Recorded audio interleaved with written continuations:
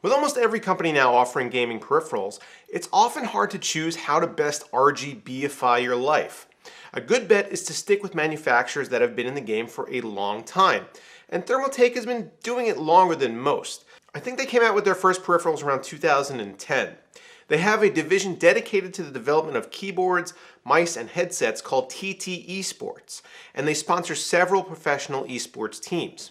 Granted, this is certainly not a unique situation, as many companies are trending in this direction as esports becomes an enormous revenue generating industry. There are even schools now like UC Irvine that offer comprehensive programs in esports. This just means that your choices are almost ever expanding. And in order to win your business, companies need to offer something special.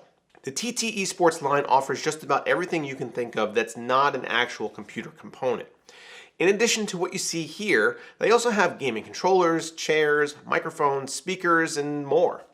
But the core of what they offer gamers and what most computer users in general are likely to have on their desk are these 4 items.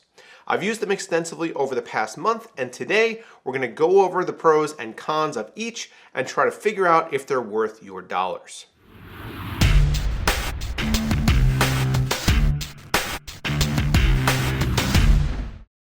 Let's start with the Kronos Ring RGB 7.1, a USB headset featuring 50mm drivers, an extendable omnidirectional microphone, and an adjustable headband with swiveling ear cups. I found the construction and fit of the Kronos to be extremely comfortable, as the padding on the cups and on the adjustable headband is thick and plush, and although stiff at first, they do break in over time. They are moderately heavy, which speaks to the build quality, which is excellent. However, due to their overall heft and moderate clamping force, they do sometimes tend to slide forward or backwards a bit during long gaming sessions. Also, some wearers may not like this type of headband configuration, where the portion that contours to your head floats on a separate mount. I found it to be comfortable, but a friend of mine said that he couldn't get used to it and wished it had more elasticity. The matte black finish is highly preferable over glossy plastic and does a great job hiding your Dorito fingerprints. There's an inline control module for volume adjustments and cycling through EQ presets that comes in extremely handy when in in-game situations. Of course, as the name implies, there's also an RGB feature to these cans, as the ring can be configured to show the usual range of effects. This is one part of RGB peripherals that I still don't fully understand, as this feature really is only for the benefit of others. When you're wearing these, obviously you can't see the RGB lighting at all. So unless you go to LAN parties or game with your roommates or something, your custom configured blue and orange wave will go unappreciated. Of course, the features that gamers will appreciate most is the virtual 7.1 surround environment that is fully configurable through software. You can adjust everything from the individual virtual speaker volume to EQ curves to lighting effects here, and the interface is simple and pretty easy to navigate. The sound quality is surprisingly even and crisp for a gaming headset, and I found that even listening to music with these was pleasant if not exceptional. Most gaming headsets I would never consider for this type of task, as they just can't compare to my Daily Driver Sennheiser headphones or Shure earphones, but these I'd certainly say were in the range of acceptable.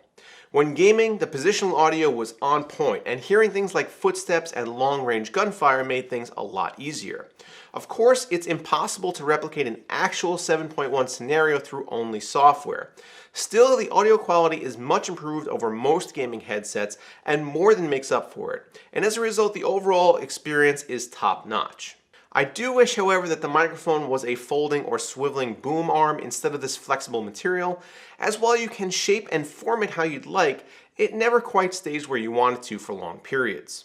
Let's move on to the Mecha Pro keyboard, which Thermaltake offers in red, brown, and blue genuine Cherry MX varieties. The first thing you'll notice here is that unlike the majority of high-end gaming keyboards these days, the backlighting is only available in red. There are 7 different lighting modes to choose from and 4 different lighting zones configured to match the needs of FPS, MOBA, RTS, and MMO gamers.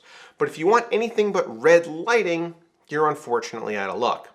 I have absolutely no problem with companies offering keyboards without an RGB option, but I do wish that white lighting was default, as it will match with any setup. The construction of the keyboard is plastic, but it feels durable, and as we're at the sub $100 price point, Materials like aircraft-grade aluminum that companies like Corsair use are mostly out of the question.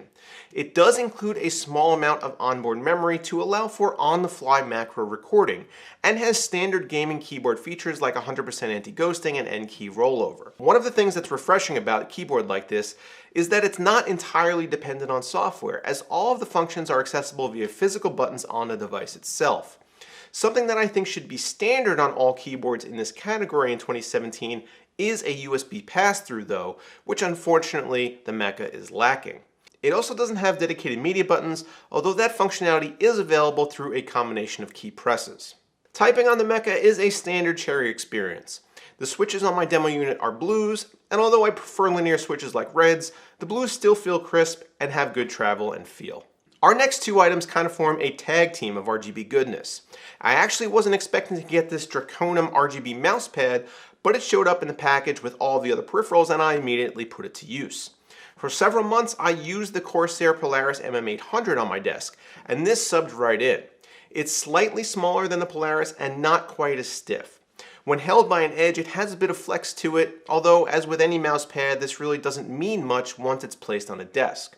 Compared to the Polaris, it has a similar grippy rubber base that keeps it from sliding around unwantedly, and the top is a matte finish hard surface that resembles other speed-type mouse pads.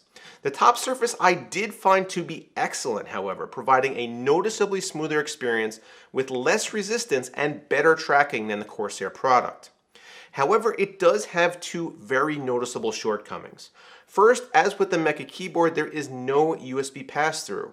With all of the RGB peripherals likely to be found on any gaming battle station these days, unless it's possible to daisy chain them together, a desk setup could end up with a rat's nest of wiring all leading back to the PC tower. A USB pass-through goes a long way towards remedying this situation. Second, the RGB lighting on the perimeter is not very bright. It fires more downwards than sideways, and as a result, when it's sitting on a desk, you only get a bit of a glow rather than a full in-your-face experience. This actually might be preferable to some, but the issue is that you're paying $40, and that $40 is supposed to be for lighting effects. I would assume most people would prefer to be able to see them.